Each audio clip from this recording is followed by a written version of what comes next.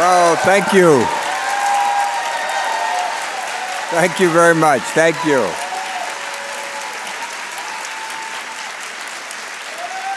Thank you.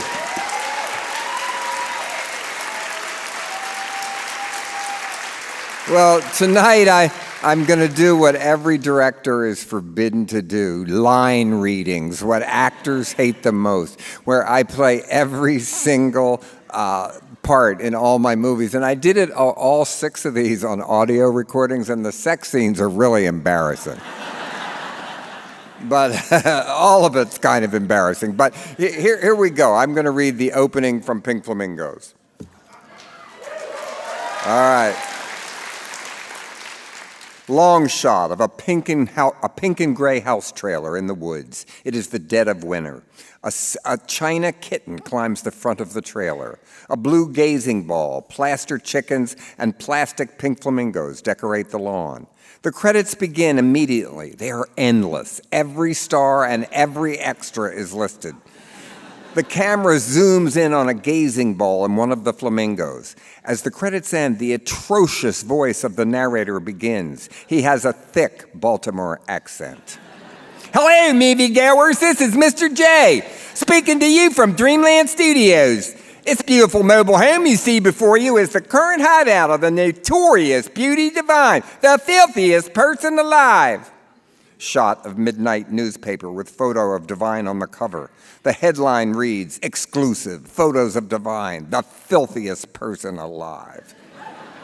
Because of this cover story in one of your most sleazier national tabloids, she has been forced to go underground, disguising her appearance and adopting the alias of Babs Johnson. Camera returns to the trailer exterior. Narrator. With her live her trusted traveling companion Cotton, her delinquent son Crackers, and her mentally ill mother, Miss Edith. Let's take a peek inside. The living room of the trailer. Miss Edith, a massive woman, sits in a child's playpen and a girdle and bra. Tacky 1950s furniture and cheesy leopard contact paper decorate the room. A small wall plaque reading God Bless Our Mobile Home is visible. It's 10:30. Babs, why isn't the Eggman here? I'm starving to death for some eggs. Please, Babs, come in and give me my eggs. Close.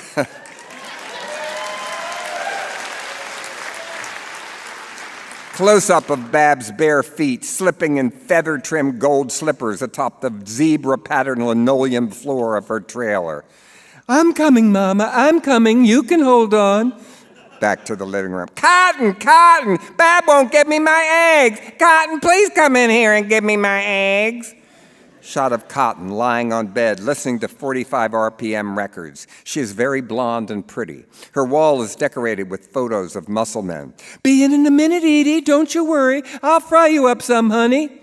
Back to the living room. Edie is getting panicked. Eggs! Bab enters. She is quite fat and wears a yellow bouffant hairdo, shaved back to the middle of her head, garish eye makeup, and an ugly house dress. Good morning, Mama. I bet you're hungry. Oh, Babs, I'm starving to death. Hasn't that Eggman come yet? I love that Eggman so much. Well, no, he hasn't come yet, Mama, but we still have some eggs. I'll put some on for you. Did you sleep well? Oh, Babs, I slept so well. Where did you get this train? Do you sleep in the caboose last night? How did you know I love trains? Oh, it's not a train, Mama. It's our new mobile home, and I sleep in the other room. We all have our own rooms this time. Me, you, and Cotton. Crackers has that nice little shed right out back so he can have friends in whenever he likes without waking us up. Isn't it wonderful? Now you just sit tight, and I'll fry you up some big grade A treats. Overlight today, Mama? No, Babs, no, it's sunny out. I want them sunny side up. You know how I like them, Babs. You know how I like them. I know, Mama. I know. I'll be right back. As the narrator's voice begins again, we see the exterior of a 3-story row house. A sign with the address 3900 is on a small front lawn. Across town, locating in a teeming metropolis known as downtown Baltimore, live Connie and Raymond Marble, two jealous perverts that hate Divine's fame and notoriety more than anything in the whole world. For Connie and Raymond Marble, it was the beginning of the end. Medium shot of Connie's office. She is interviewing a young woman. Connie sits regally behind her desk wearing a blue jeweled suit and rhinestone-trimmed cat-eye glasses. Her hair is the color of a red crayon. Well, Miss Sandstone, after looking over your qualifications, my husband and I have decided that you are not exactly what we had in mind for the job. Not only have you never heard of Divine, which is one of the key elements in this particular job, you also seem to show a lack of general experience, and to be honest, we feel you to be sort of a dullard. Why did you say that? I did everything you asked. I even found out who this Divine was. Well, too late, too late. Naturally, you did everything I asked, my dear. You would have never gotten to this plateau of the job placement test. I mean, surely you can see our point. We're not in a position to just take anyone. This is a high-security job, as you can well imagine, and personally, we just don't feel you meet our, how should I say, our admittedly sometimes stringent screening process. Well, why did you hold me up for so long? Why'd you keep me asking me to come back? I had another job I could have taken. How could I get this information about Divine? I don't know her. You led me to believe I had this job. Well, Miss Sandstone, Sandy Sandstone, you just must have been wrong in your assumptions, weren't you? I mean, surely you've heard the expression, don't count your chickens. Well, apply it. I never gave you an answer on this whole thing, and as far as you believing that you had the job, well, I've never even considered that you would be the applicant we would choose. You don't know enough. I mean, I wish everyone was like you and had never heard of Divine, but unfortunately, it's just not like that. Now, if you wouldn't mind, I do have a busy day ahead of me. There's really nothing left to discuss. Well, what am I supposed to do now? That's what I'd like to know. You can eat shit for all I care, Miss Sandstein. Or eat anything you like, or do anything you like. Just don't assume that I want to know your problems. Now, if you wouldn't mind, I'm a busy woman with a full day's work ahead of me. Please remove yourself from my office.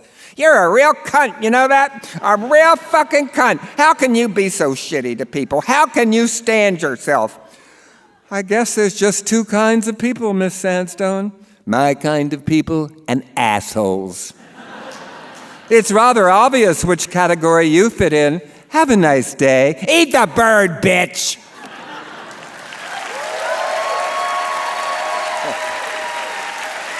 Thank you.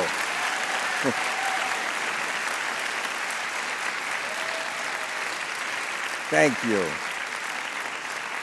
Imagine listening to all 6 of them in a row with every character. Oh, my God.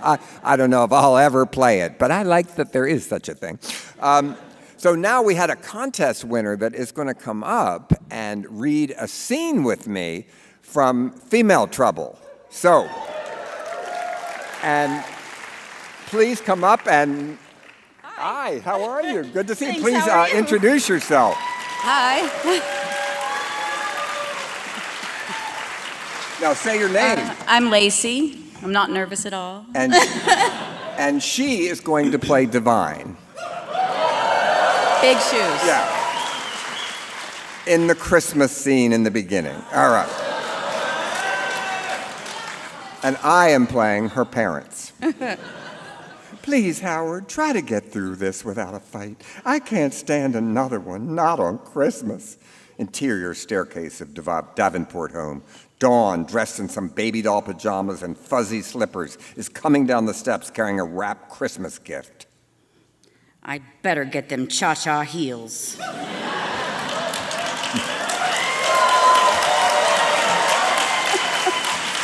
Interior Knotty Pine family room. Dawn enters and hands her parents the gift. How very sweet of you, dear. Merry Christmas, honey bunch. Hey, wonder what this is, a fishing rod? Dawn smirks and sits next to her parents. Won't you join us in a carol, Dawn, before we open our gifts? Oh, Mother. Oh, come on, Dawn. It adds to the spirit. Silent night, holy night, all is calm. All is bright. Dawn jumps up and runs over to the tree, selecting an obvious shoebox and bright wrappings. She sits down, squealing with delight, and tears off the paper frantically. She suddenly looks horrified and pulls out a pair of Papagallo flat shoes in navy blue. What are these? Those are your new shoes, Dawn. Those aren't the right kind. I told you cha-cha heels, black ones. Nice girls don't wear cha-cha heels. Give me those presents. I'll never wear those ugly shoes. I told you the kind I wanted. You ruined my Christmas. Dawn throws the presents to the ground and begins stomping on the other gifts under the tree. The crunch of broken glass is heard as she continues to smash gifts. Her parents try to pull her off, completely horrified. Please, Dawn, not on Christmas. Mom tries to grab Dawn, but Dawn shoves her into the tree. Mom loses balance, tries to steady herself by holding onto the tree, but the tree topples over on top of her, pinning her beneath it. The Christmas balls break, but the twinkling lights continue to blink. Get off me, you ugly witch. Oh, you devil, Dawn. Come here. You'll pay for that, you devil, Dawn Pavenport. Look at your mother under that tree. Close-up of Mom under the tree. She is weeping and struggling to free herself. Leave me alone. You're such a devil. Lay off me. I hate you. Fuck you. Fuck you both. You awful people. You're not my parents. I hate you. I hate this house. I hate Christmas. Dawn runs from the room. Not on Christmas. Not on Christmas. Very good. Thank you. Thank you.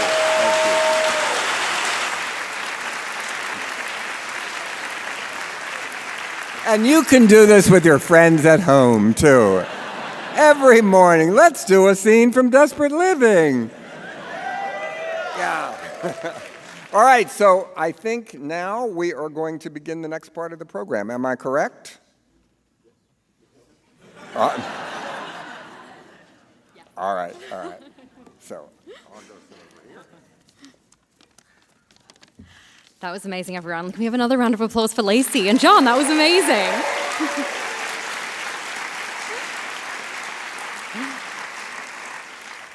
So we're going to move to the conversation portion of our evening. John is going to be interviewed tonight by the wonderful Michael Schulman. Michael is a staff writer at The New Yorker, and he's the author of the best-selling biography, Her Again, Becoming Meryl Streep, and Oscar Wars, A History of Hollywood in Gold, Sweat, and Tears. Before I welcome Michael out, I did also want to mention we're going to have some time for audience questions tonight. Our ushers are going to be circulating note cards for you to write your questions on. So please do that. We would love to hear from you. Please join me in welcoming Michael Schulman.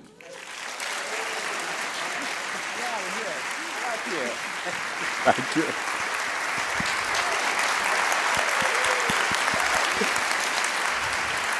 Oh my gosh. Welcome. What would you like to play? Wow, I have to say, that was, before, these are beautiful editions, by the way. Yeah, don't they look great? I'm so proud to have them on my bookshelf, and I'm just so honored to be here with one of my cultural heroes. Oh, thank you so much. And you've written great stuff about me in the past, so thank you for being here. I earned my keep. So I have to admit, John, before I received these beautiful editions of your screenplays, I hadn't really thought of your movies in terms of screenwriting. They sort of feel like they just arrived full form from some kind of filthy alternative universe. Yeah.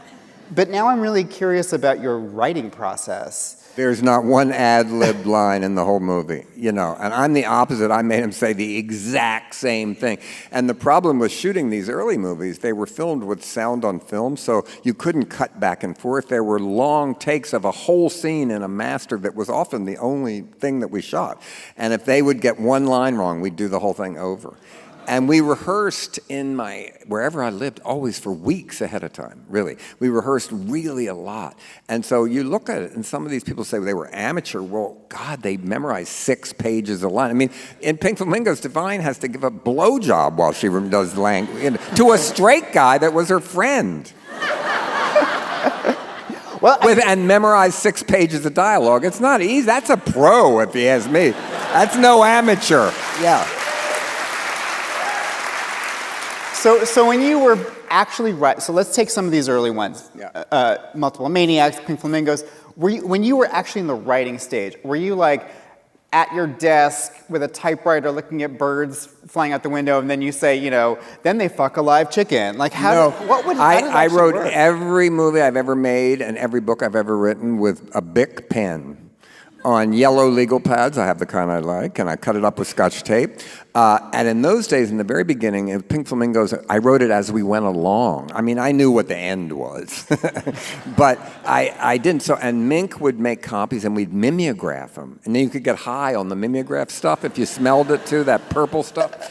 And so it was always written, but not. I never had I don't think I had a full script before we shot that they got. Maybe until Desperate Living, I think, or maybe Female Trouble, but I know certainly I wrote it as I went along because we could only shoot on weekends when I'd get enough money and I could get the equipment.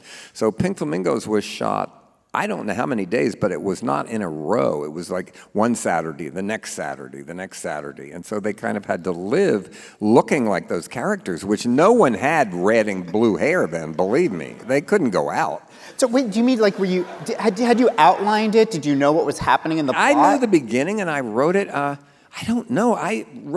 When I was young, I wrote a lot of things on marijuana, really. And I never smoke pot now because it makes me nervous. But I don't know. I did know what it was about. I knew the ending. I knew in my mind. But I wrote it as I went along, definitely. Yes. What you mentioned the ending. Like, what was the sort of for Pink Flamingos, for instance? Did you start with a kind of an image or something that would happen in the movie? What was the kind of seed of the seed was Boom, my favorite bad movie, Elizabeth Taylor, where she's writing her memoirs in her house. And so that gave me the idea of Divine writing her memoirs as the filthiest person alive. I always wanted a trailer, and we had been arrested for filming Mondo Trashes, so I need to be somewhere where the cops weren't, because we never asked for permission or anything. I mean, we just did it, jumped out and filmed it and ran. But with the trailer, we built it on my friend Bob Adams' farm, way deep in the country, so it was out there and nobody could ever see it or anything. And the Marbles house was where I lived. That's where it was my house that I rented, where I lived. So, but as the time as I was influenced by what would make us laugh. That was the whole point, and I'm still like that. I'm the first audience, what would make me laugh. And in 1971, when this was shot, porn had just become legal, Deep Throat, everything. So there was nothing left that you couldn't do. And I thought, I bet there is, eating shit. Because why would anyone want to do that? And today it is illegal in porn. But we didn't do it for scat. People, unfortunately, in my life, people have come over to me and said, oh, that scene really turned me on. I run from the person. We did it for anarchy, not sex. Right. And the first time we shot was the last thing we shot in the whole movie, completely. We waited. And Divine was no big deal. Okay, it's happened, he did it. But then when I saw it for the very first time, when we premiered the movie in Baltimore in a rented hall at the University of Baltimore, I saw the audience go crazy. I knew it worked. That even if you hated the movie, you could not talk about it. And that was the key. And it still works. It still works. People that are 18 see it and are just as horrified. It still works. And, you know, I would look at it, Divine was a stunt man. Really, in that scene, it was a stunt. And he did harder stuff in Female Trouble. He swims across a river in November, a raging river, in drag and hits his mark. So Divine was a pro. That's all that was in the script. He did it. He didn't ask a lot of questions. When it finally happened, he said, that little one, yeah, go, baby, go. We don't have the light. We're losing the light. Now, you had this incredible ensemble, not just Divine, but all the Dreamlanders, Mary Vivian Pierce, Meg Stoll, David Lochary, Edie Massie, of course. We know all these immortal names. So as you were writing, going from screenplay to screenplay, did you think about them first and what you wanted them to do, or was it like you wrote a story and then, okay, what can we have? I wrote parts for them up until Desperate Living, when Divine was supposed to play Mole, because I wanted a drag queen to play a butch lesbian. I thought that would be, you know, edgy.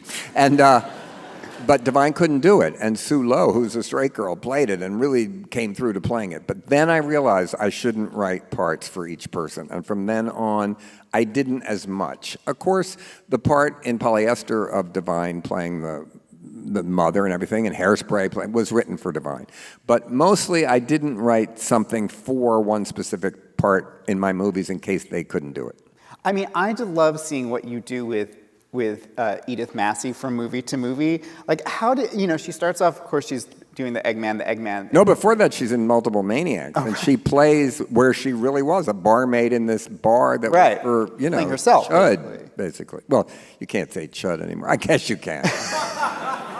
But how did you think of, like, what you wanted to do with her, because then she shows up in, Female Trouble, and she's in leather, in leather, and then she's the queen in Desperate Living. Like, how did you think? Audiences, were you daring yourself? Like, what would be I just to watch thought you do? Edie was an outsider comedian. She was an outsider actress. She knew audiences loved her from the very beginning. Even Andy Warhol, when he met her, said, "Where'd you find her?" I mean, because she was the real thing, kind of. She really was like that. She wasn't a hipster, but she loved being in movies, but she hated learning the lines and everything. But she was game, and she said it in this unhinged way that really nobody else could play it. I always said she was my Gracie Allen, and I don't think there's anybody in this theater old enough to remember who Gracie Allen. Maybe here. Yeah. There are. So Edie just was part of it, and her playing a debutante was kind of a joke. That was, a toothless debutante. That's like kind of. So she liked to play against type, and having her play the queen, she loved that role because she liked the outfits. She hated that outfit she had to wear in Female Trouble, but after that came out, she joined a punk band and toured the country with the punk band wearing that outfit. What a life. I mean. Yeah, that's true. You could say it many ways. Divine's father always used to say to him, "What are you thinking about?" And I think of that myself when I read some of these screenplays. When I had to read them all out loud, I tell you, I'm in the booth and I look over and I'm doing a sex thing. "Do my balls, mama!" And I look over and see the technician. You really realize how hideous some of it is. Yeah. As a screenwriter, there are all these rules of screenplays, like 3 acts, and I believe in that. That's inciting incident. Like, were you thinking about any I believe of that? all that's true. No comedy should be longer than 90 minutes. Every one of these movies is 90 minutes long. I'm from the old school of 3 acts, 3 16-millimeter reels of 30 minutes each. The truth, you lose something, you get it back, and you learn from it, is true. All those cliches about writing are certainly true to some point, but then I would try to twist them in a different way. Like the heroes of my movies would usually be the villains in other people's movies. But did you ever learn those, like, precepts of screenwriting, or did you intuit them from watching other movies? Like, how did you know those? Learn from who? Who would teach that? I mean, I went to movies constantly, and I went to art movies, I went to Bergman and all the obscure movies. And then I went to exploitation theaters. In Baltimore, we had so many of them. And then I did underground movies with Jonas Mekas and the whole scene in New York. So I put them all together because what I wanted to do was make exploitation films for art theaters, which they are. And they worked best in the richest, smartest neighborhoods and the worst in where a real grindhouse would be. But you were also parodying and drawing from all these sort of classic Hollywood genres, everything from, like, Douglas Sirk melodrama, which you said was an inspiration for Polyester, to, I feel like there's an element of Bonnie and Clyde in Female Trouble. Like, I think Multiple Maniacs was Herschel Gordon Lewis. Each one was a parody of something. Hairspray was a dance movie. Cry Baby was a musical. Serial Mom was a true crime. A Dirty Shame was sexploitation. They were all a parody of a genre.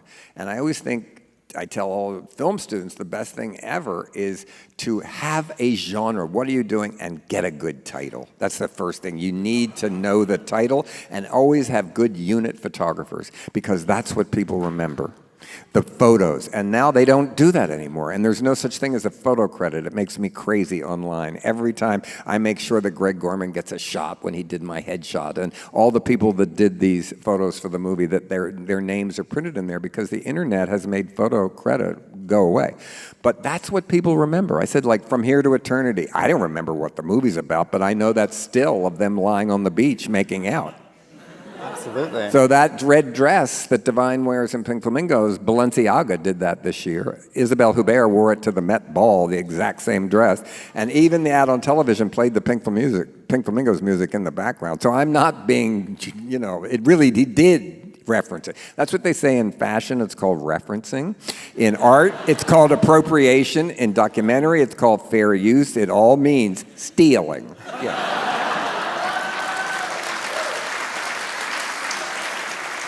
Now, I love that you say that the actors had to deliver these lines word for word. I think there's actually a quality of your film, especially the early, like the 70s ones, where they're almost like demented school plays. Like, well, they're screaming, and it's my direction. Yeah, they weren't that reciting the bad an lines. actress. I just told them to do that. And I was influenced by theater of the absurd, the theater of cruelty, Artaud, all that kind of stuff. And that sounds so pretentious and intellectual to say that. But it was part of what was an influence to me when I was young. And I was trying to make it like you were attacked when you came to see these movies. Yeah. Divine was thought up to scare hippies. Yeah. And he did.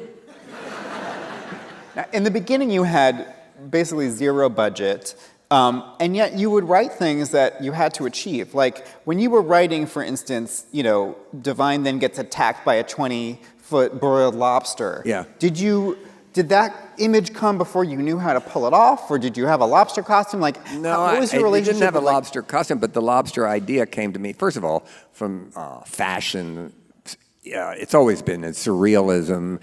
Jack Smith had it and everything. But in a way, I lived in Provincetown. On the beach, they had a postcard with a broiled lobster in the sky over the beach. And on Trippin', that's where I got that idea. Suppose that lobster came down and attacked us. But then Vincent Perenio, who started with me, who did all the production design for all my movies, went on and did The Wire, had an amazing career. He's still alive. He did great, a huge part of my success. The first thing he ever did for me was build Lobstora, and he's in it. You can see his legs. He's in it, actually. And I kept Lobstora for a long time. Finally, we threw it in the Baltimore harbor. We gave it a... Oh, no. It was paper mache. It was falling apart. So we gave it a sea burial. Yeah. But did you ever write a check you couldn't cash in terms of pulling something off, some crazy stunt? Oh, stuff got cut out, certainly. All subplots. Never go too far away from your characters. It always gets cut. But like effects, were there any big dreams that I you couldn't figure out how to pull off? Or no, I couldn't pull it off, but I did it anyway. That's the aesthetic. People say, they either say your films look amateurish or raw. It means the same thing. It means you liked it or didn't like it. Yeah. Now, I didn't know what I was doing. Are you kidding? No. You can tell that. I always say, technique is nothing more than failed style. That's in Cecil B. Demented, right? Yeah. Craft is low in my priorities. Well, one thing you have a wonderful talent for is naming characters. Just here's a partial list: Babs Johnson, Dawn Davenport, Tracy Turnblatt, my favorite, Amber Von Tussle, Princess Cuckoo, Penny Pingleton, Francine Fishpaw, and Beverly Sutphin, to name just a few. That's an abuse of alliteration. How did you come up with character names? You can tell me each one. I can tell you, Turnblad was a name I saw in a mailbox near where I grew up. Sutphin was somebody I knew, or yearbooks I go through. But now I later, when I made Hollywood movies, they go through the phone book and everything where you live, and you can't have the same name, so you have to change it. So, and then when we made in Dottie Hinkle and Serial Mom, they found someone that was really the name that worked in the courthouse where we were shooting the scene, and she signed a paper saying it was okay. Yeah. So it's like they do legally. Certainly when I made those early movies, we didn't care. The Babs was named after the famous monkey in the Baltimore Zoo. that they dressed up in an outfit, and she was internationally famous. She went all over the world appealing and did art, and I collected her art paintings. I have them. Yeah. Monkey art is the next collectible art. I wrote a whole thing about that, yeah. So what about Amber von Tussle? Because that's my favorite Amber was name. a friend's name that he always talked about his girlfriend I knew, and von Tussle just sounded like a rich girl's name, you know, von anything, right, yeah. Well, I love the character, when your villains have great names, you know, like the Marbles. Like, it has to be... Well, I know where Connie Marble came from. When David Lochary we drove to L.A. for the first time across country, and he had to go to Traveler's Aid, and her name was Miss Marble. I remember that, who gave him money to get back to Baltimore. So you use what you got, what you hear. You just listen and spy and watch people, yeah.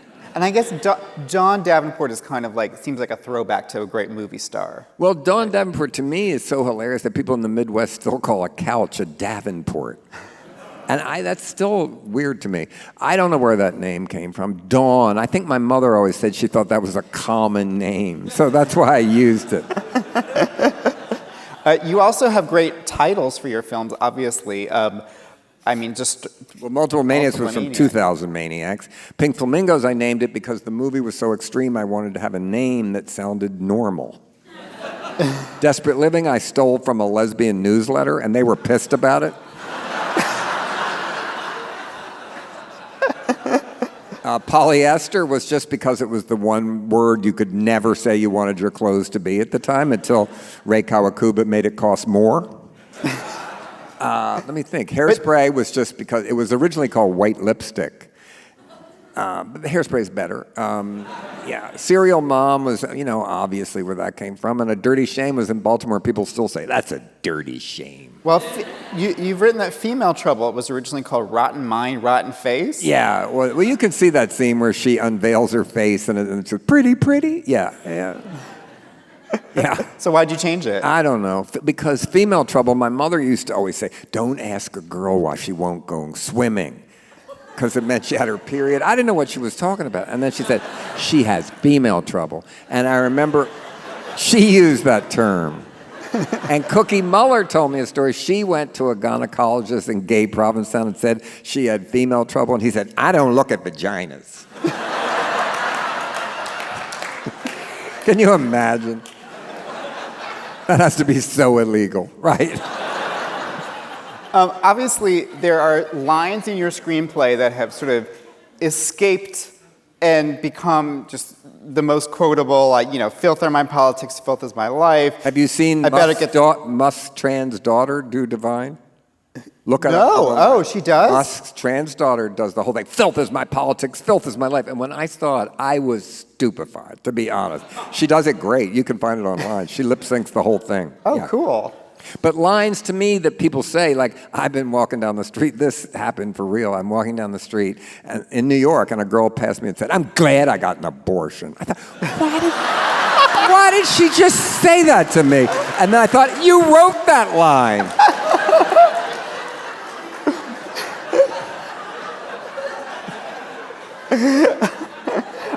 So it's odd when people say lines to you, yeah. The ones that have really become immortal, did you know that they were going to go the distance? No, but we use them. We what still surprised say, you? I think the most obscure line is N when it means no. We still say that, my friends. I think some of the lines, we had a contest at the John Waters camp this year to say the most hideous lines from my movies, and it was fun. I guess I call it the Nobel Piece of Ass Award, but I think the most famous dirty line is when Mink says, I wouldn't suck your lousy dick if there was oxygen in your balls and I was suffocated. You don't even have to tell them how it ends, they know. But the one that gets the most play online now is when Mink says, I hate the Supreme Court. That gets really a lot of play now. I like it when Fidget says in Cecil B. Demented, we're beyond the critic's reach now. That's such a most ludicrous line when you kidnap somebody and made him be in your movie.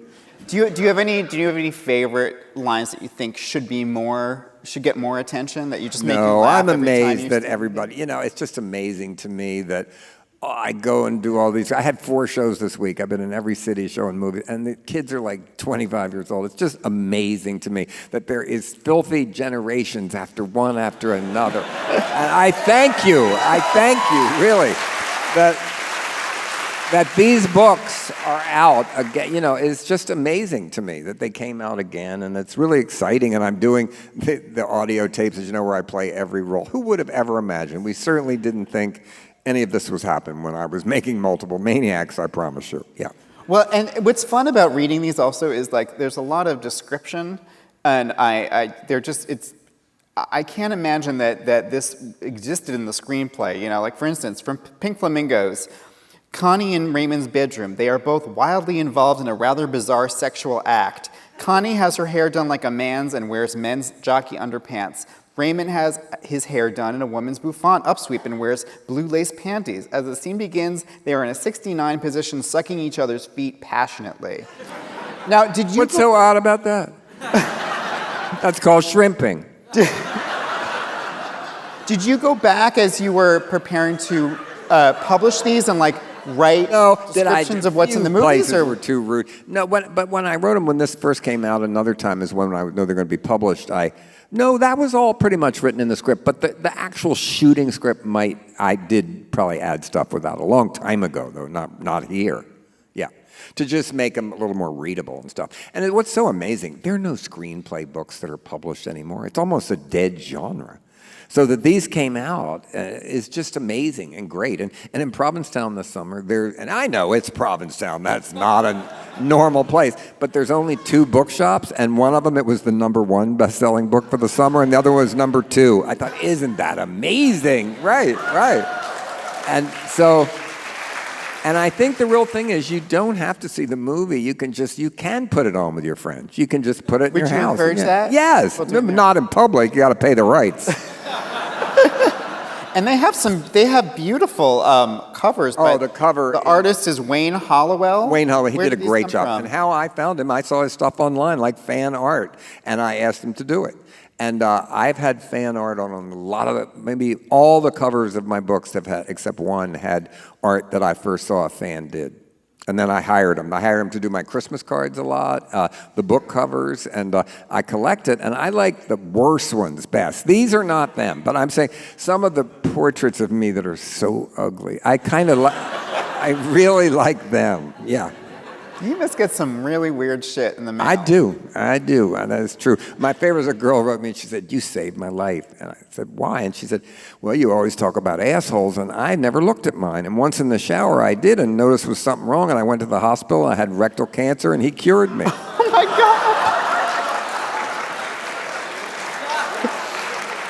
God! It helped. Pink Flamingos helped her anus. The singing asshole led to something good. Yeah. It's so beautiful.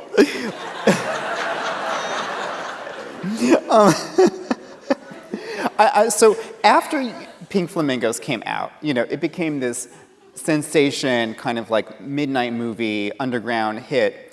Then you had to follow that up, and obviously it has an ending that just cannot be topped, but how did you then go, turning to Female Trouble, think, what am I going to do next? Did you feel the I just pressure? made the next movie. Female Trouble was not a hit when it came out. It didn't open at midnight. It opened at 2 uptown art cinemas. It did not do well. It got mediocre reviews. For a long time, it was thought of as Pink Flamingo's poor sister. But then it grew. The reputation grew, and I think still, it's Divine's best performance in my early films, definitely. I think it's so Female Trouble maybe today is seen more, I don't know. But at the time, definitely it was not. We had one great review in Variety. Yeah. There was one review that you quote a lot for Pink Flamingos that you love. Oh, that's the one that said Septic the most tank. disgusting. Well, it says it right on here, I think, doesn't it? No, that's another one.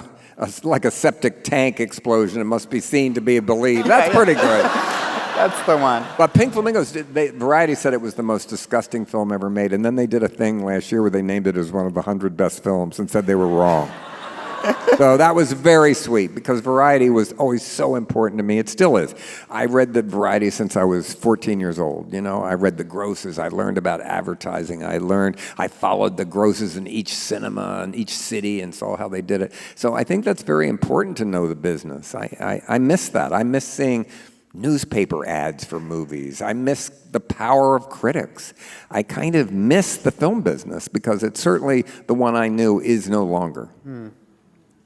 One of the themes that comes up again and again in your films is the kind of lust for fame. You know, obviously in Pink Flamingos, she wants to be on TV. She wants to be known.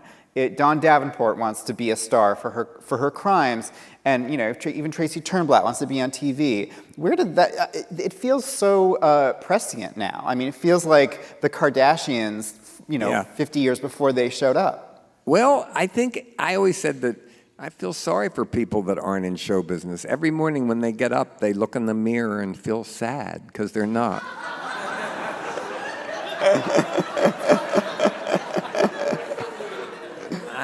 I was I had a puppet show career when I was 12. My parents took me. I was on the Howdy Doody show in New York on NBC Studio. They took me. I was on there, and I remember seeing It's All a Lie. There's 10 Howdy Doody puppets. Buffalo Bob was mean to me, and this is what I want to do for the rest of my life. I always wanted to do that. I had a horror house when I was a kid that I'd make the garage and then I'd stand up front and they'd give me 50 cents and then I'd come in, I'd squirt them with my father's fire extinguisher and kick them, and that was it. They liked it. They liked it. My parents built me a stage. I had a stage in my house where I pretended I was the janitor that the bad seed set on fire.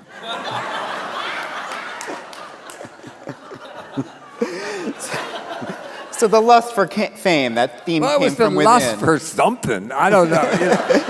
It was, I always knew I was going to be in show business, and my parents were horrified about what I did, but they figured, what else could he do? Right. Now, at some point kind of in the 80s, the nature of your work changed. You started working with bigger budgets, with Hollywood studios, Hairspray, Serial Mom. How did that change your process of screenwriting? It didn't change it that much. I always wanted the movies to make money. I always wanted them to look like The Girl Can't Help It. I always had an ad campaign. Whenever I gave money, I would pitch a movie. I would have the ad campaign. I wanted them to be commercial. But at the same time, I was making fun of that whole thing at the same time. So how I wrote the movie was I pitched from Hairspray on, I pitched the movie and got a deal to write it. And only once did they all want to make it Hollywood after Hairspray came out. When I pitched Crybaby, they all wanted to make it. There was a bidding war and everything. I bought a house from the salary I got. That happened once. And so I learned how to play the business. I always say, if you don't want notes, if you don't want test screening, make a film with your friends on your phone. If you want to buy a house, take notes. So I learned how to do it, but I wanted to do the Hollywood. Hollywood treated me fairly. There was many times the movies didn't get made, but they paid me. I have no complaints about Hollywood. I learned I had to play the game, and I think I learned how to do it pretty successfully. And people were good to me, and those films are still playing the way I wanted them to be. So I didn't lose. On Hairspray, did you have to deal with things like test screening? Yes, Hairspray tested badly. They said that men said they'd never root for a fat girl. But that obviously wasn't true. And Hairspray, and once with Crybaby, we had a lot of testing, and the head of the testing company said to me, "What norm do we test you against?" And we spent $1 million for a reshoot on Crybaby after the testing, and it tested exactly the same. Once you were getting more money to spend, what did you want to spend it on? Like, what were you excited to spend money on? To have it technically look better and to have it look real and look. I mean, Serial Mom's my favorite movie I ever made, and to me, that one looks like a Hollywood movie. So I always wanted to do a version of a Hollywood movie. Yes. Yeah, and what about working with movie stars? You were suddenly, it was like Kathleen Turner and John Well, I learned Depp him. and- I joined him in the beginning. After Divine died, I thought I can't replace Divine, so I got Johnny Depp. That's very different. But in the beginning, I had Liz Renee was my first star outside of Dreamland, and she was a gun moll that was famous for running up Hollywood Boulevard nude. She was great. She wrote a book called My Face for the World to See. She was so great. And then Tab Hunter, who took a big chance of making that movie, but I only hired him for 1 week. That's all I could afford, where I paid him more than I had ever paid anybody, and I'm sure he worked for the least he ever worked for. Yeah. But he was great and a great sport, went on with Divine, made another movie, Lust in the Dust. So, and then I always had stars in it to get it financed. But I also always use Mink. I always use Mary Vivian Pierce. I use the people that were alive and still with me in the Hollywood movies too. And the studios never fought that. Now, one of these screenplays is not like the other, which is Flamingos Forever. Yeah, it never got made. You can see why when you read it. Oh, I read it. I read it yesterday. Tell us about this movie, when you wrote it.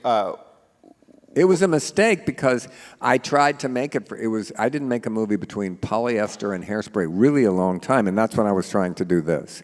And nobody would do it. And Divine didn't even really want to do it, but he would have. But he doesn't need shit at the end, but I think he rides away on a turd like the thief of Baghdad. Right. Yes. Yeah, but... it's got a real Hollywood in it. It's like you're pulling out all the stops. Yeah. So, it would be an expensive movie that would have been rated X. That was the problem, So how far along did it get? No one ever said yes, but I kept trying. That was it. And it took a long time. And sometimes it would limp. It was, at one point, Paul Rubens was going to be in it. Like, all different people wanted to be in it. But it just never got made. And that's one thing I learned. If something, don't keep trying. If it's not going to get made, it maybe isn't going to get made. Or it might come back, but move on. Go to the next thing. Wait, we need to stop a second. Paul Rubens. Yeah. I was stunned by that documentary that just came out. Yeah, it's really good. What's your relationship with Paul Rubens? I was friends with Paul right from the beginning. I loved the show, his show so much, so I watched it. And he knew my movies, and I met him through Randall Kleiser, who directed, I think, the second movie. So I met Paul early, and I always just liked him and thought he was genius, and he was. Yeah, he was a very, very tortured, strange man. But I saw him 2 months before he died. We had dinner, and I didn't even know he was sick. Yeah. What did you think of Pee-wee? I thought he was great. I said to him when it happened, I called him, and I said, I thought you're supposed to do that in a porn movie. He didn't think it was funny, but it's like getting busted for screaming in a horror movie. So who is he going to play in? David Lockery part. Oh, okay. Yeah. Well, tell us a little bit what happens in this film. Well, Divine comes back as the famous cult leader with all these cult people and everything, and then she's once again attacked by the Marble's cousin or something, and one of them's a necrophiliac, the other one steals children and makes them spout nursery rhymes about being addicted to heroin and stuff. So, and then they meet up with Jean Hill, character who is a very large black woman who becomes her friend, and they re-attack. It's another battle of filth, basically, yes, involving necrophilia a lot, yeah. That's just the fear of performance. I've said that forever, but it is. And there's an underwater ballet. There is an underwater. Divine eats a meal underwater. I don't know how we were going to do that. Just hold your breath. I couldn't believe, it's sort of a self-conscious wink at the ending of Pink Flamingos at the end, because not only does she encounters a dog, the dog takes a crap, and then magically a poof of smoke engulfs This is a spoiler alert. And Turd has suddenly grown to large size. The last thing we see, cut to Divine and family flying on Turd over Baltimore. Wind in their hair, happy. Flying shot should be beautiful, similar to Thief of Baghdad. Final shot has Divine and family blowing kisses to camera as Turd flies away like magic carpet over skyline. Credit roll. Well, that's a happy ending. Yeah. That's kind of a beautiful ending, I think. Yeah, spiritual. Did you have a sense of how you were going to do that? No. I don't have any idea how I was going to do that, but I didn't have. When we burned the trailer down, we just set it on fire in the middle of the woods. We had one fire extinguisher. We just did shit. I don't know how we would have done it. We would have figured out a way to do it. Yeah. There's a line in this that I want to ask you about. Divine is giving a press conference, and she's at war with Connie Marble's sister Vera. And she says, "My opponents obviously don't know the difference between good filth and bad filth."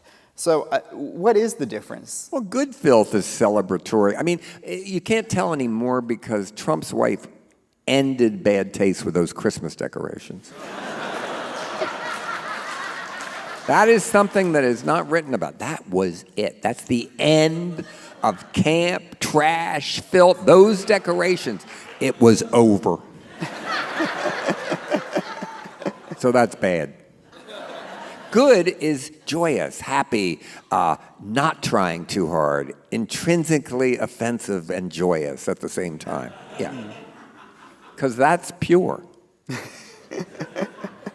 And not trying too hard. Trying too hard. I hate when a lot of people say this movie's very like John Waters. I usually hate those movies because it just means they're trying too hard or they're gross. It's easy to do that, but it's harder to make people laugh. Then you change their mind and then you fuck them.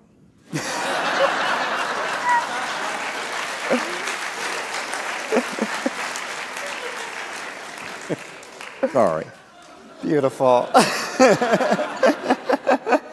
Do you have other unproduced screenplays that you think will ever see the light of day? My last novel, my only novel, was called Liarmouth, and it was optioned to do a book. I wrote a script. Aubrey Plaza was going to star in it. She would have been perfectly cast, and then nobody gave us the money.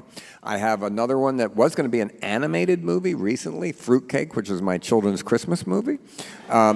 Maybe it'll happen one day, who knows? And I had other ones, Glamour Puss, I had one. I had another sequel to Hairspray that was about mixed couples. I've had lots of unproduced ones, yeah. But the great thing about Hollywood, they paid me to write them. I mean, it's better than unemployment, yeah. Do you think you'll ever publish any of them so we can read them? These are doing pretty well, who knows? Yeah, yeah, maybe, yeah. Then I can play every part in them too, like a... Well, we're going to take some of your questions soon. But I love your relationship with your fans, and I've been to Camp John Waters. Actually, has anyone here been to Camp John Waters? Whoa. It's a filthy bunch of people. Yeah. No, it's a joy. I would say Jonestown with a happy ending. No, I went the first year and wrote about it for the Times, and the thing I'll never forget is there was this young guy who told me on the first night that during the meet and greet, he was going to present you with a portrait of you that he was going to paint with his penis. I think he did give it to me. And then he was going to ask you to sign his penis. I've signed his penis, but there's plenty of stories about that because Truman Capote would always say, maybe I could initial it. Because to really sign a penis, it has to be hard. You can't really sign a soft penis. If I have to hold it, it's really awkward. Yeah. So I think I did sign his penis. You did. I've signed everything but bottom surgery, and I want to sign that. Anyone here tonight? There's a great picture of you, actually, at that moment when he comes up to you in the Times piece, and the look on your face is like... Was that the year the girl stood up in front of everybody and said, this has been on my bucket list forever. Can I eat shit in front of you? And I thought, well... And she had a little thing and a specimen. She did. She did. Oh my God. Knock yourself out. Oh, excellent. I thought it was ice. Because they could come drop a net on all of us tonight. Yeah. We have some questions from you, so let's get to them. Okay. As countercultures are pushed. I have John Waters in the brain. As countercultures are pushed further to the margins, what advice do you have for the freaks? To resist with a limp wrist fist.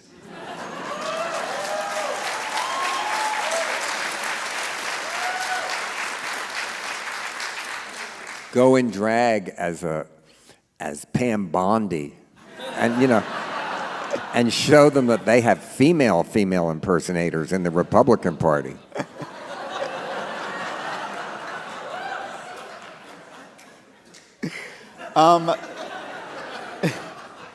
Well, here's a classic. Who are you wearing? Jacqueline Kennedy always said, they said, whose? She said, mine. You know. Comme des Garçons. It's Comme des Garçons. Oh. Yeah. Pretty good. What common characters / traits can you identify among the people you've... Sorry, there's like a stain on this one. I can't read this one. You know what that means. Yeah. What? Hecker tracks. What common characteristics or traits can you identify among the people you've enjoyed working with during your career? Always a sense of humor, always never using the word journey.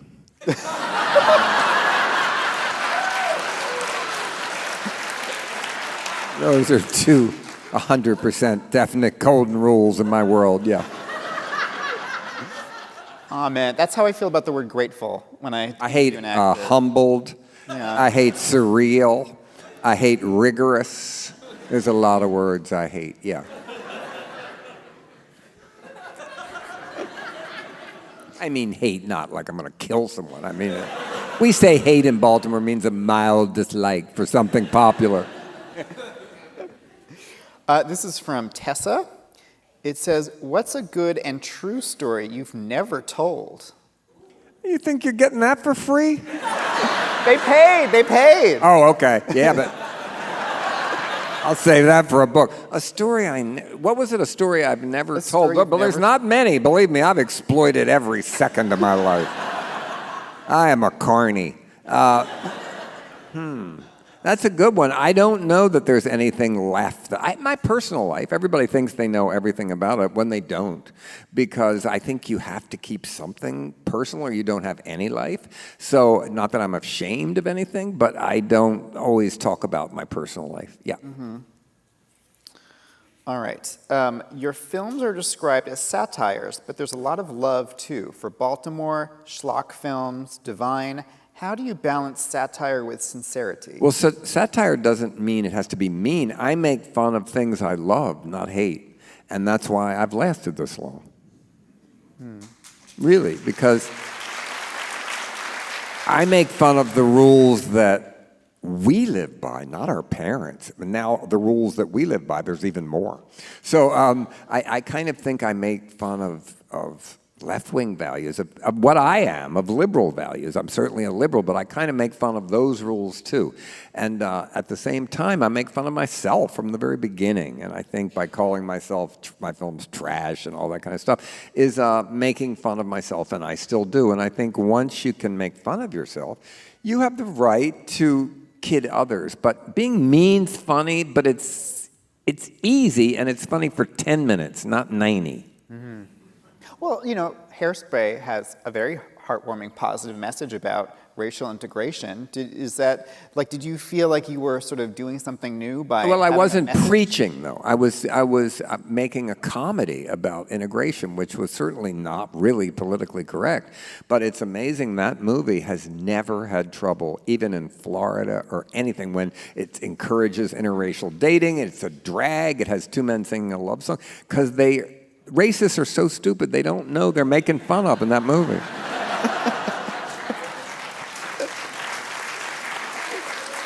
But in the screenplay, in this Hairspray book, there is all the subplots that got cut out, where there's a whole other scene where Tracy Turnblad is kind of bad because she has this hair that's bleached. When did that happen? She hooks school and breaks in Amber's house and reads her diary and wrecks her bedroom and bleaches her hair. And then there's another plot of Nadine, the black girl that didn't get on the show, about her parents don't like white people. So they were subplots that got taken away, but they are in this book. Were they taken out because of like studio notes or something? No, they should have been taken out when we did the movie. When you test a movie, I always say to young people, if you think you should cut something in your movie, you should. Yeah. And so this was things that went too far away from the main characters. And looking back on it, it's good because Tracy's mean all of a sudden in the original script and parts of it, and she's not ever in the movie, and that was a wise decision. And the roaches in her hair, in the real movie, there were real roaches in it. And Bob Shea, that had a new line, said, "What, is this a Buñuel movie?" Which was a fair comment. Yeah. So I listen sometimes. Sometimes notes are right. Yeah. Okay, since it's spooky season, what's the scariest thing you've seen in Provincetown? Oh boy.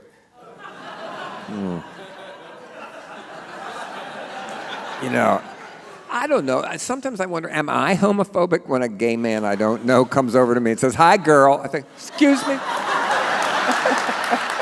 You aren't talking to me, I hope, right? Do I look like a girl? I don't know.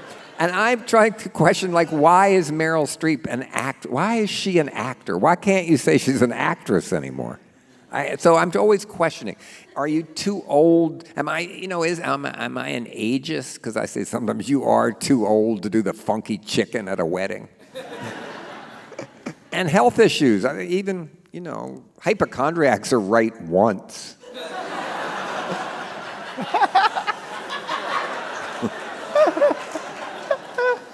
I never heard people say, "I love nature." Why? It's been trying to kill you since the day you were born. You do have this great line in your in your book Shock Value when you reissued it. You said, "Being insane when you're young is sexy. Insane at 50 is pitiful." It kind of is. You have to have figured something out by 50. Yeah. If you're struggling at 50, well, I say this is rude because I don't want to end the thing, but in my show, I ended by saying, life isn't fair completely. If your family kept you in a box under your bed and fucked you every night, get over it after 30. Stop whining, move on.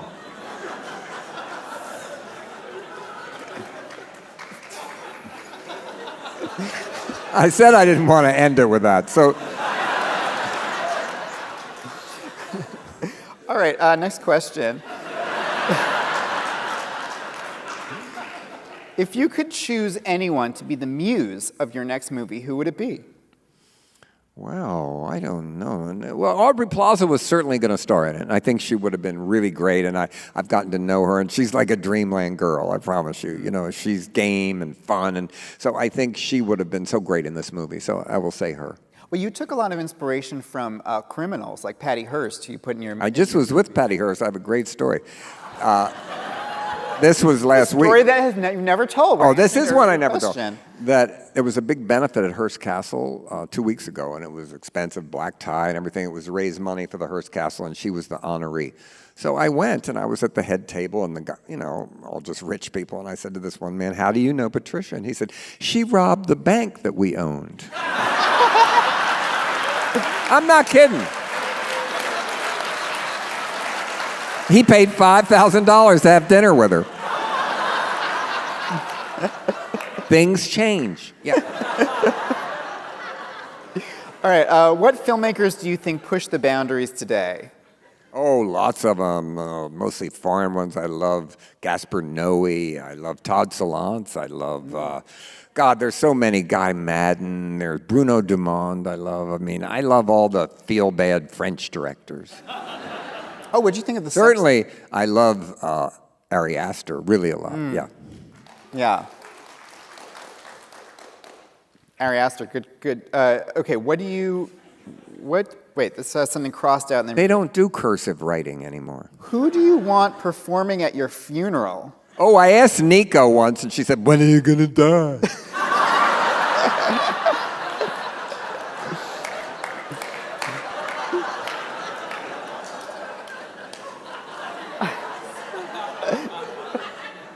On a less morbid note, do you have plans for your 80th birthday? Yeah, but I have 8 birthday shows I'm doing around the country. I'll exploit it, yeah. Good. Okay, what do you think Divine would be doing if they were still alive? He wasn't a they. Divine was a proud drag queen and a man. He never wore women's clothes. He was proudly a drag queen. He would be for the trans movement, but he didn't live as a woman ever.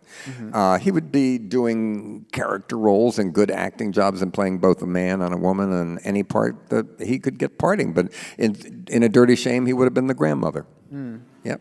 What do you think he would have made of the explosion of drag, like RuPaul's Drag Race? Well, he'd be proud because I see Divine's influence in every drag queen today. None of them are square like they used to be when I was growing up. They want to be Bess Meyerson. I don't know if you can remember who that is. But she had the big payoff, and you want a mink coat every day on television.